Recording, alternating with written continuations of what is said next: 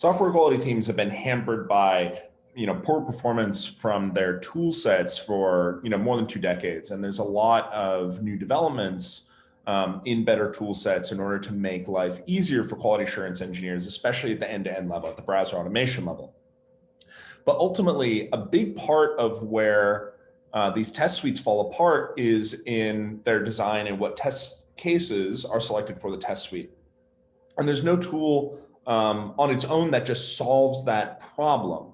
There are all sorts of recommendations and kind of vague strategies about how to pick good end-to-end tests and what should be in a test suite.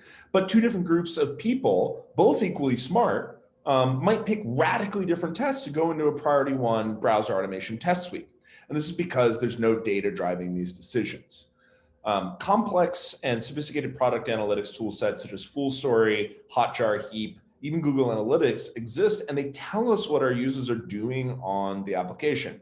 A bit of analysis and some smarts can allow us to use that data to prioritize what should be and should not be in an end-to-end test suite, to make sure that our regression tests are testing to make sure our users can use the application in the way that they want to.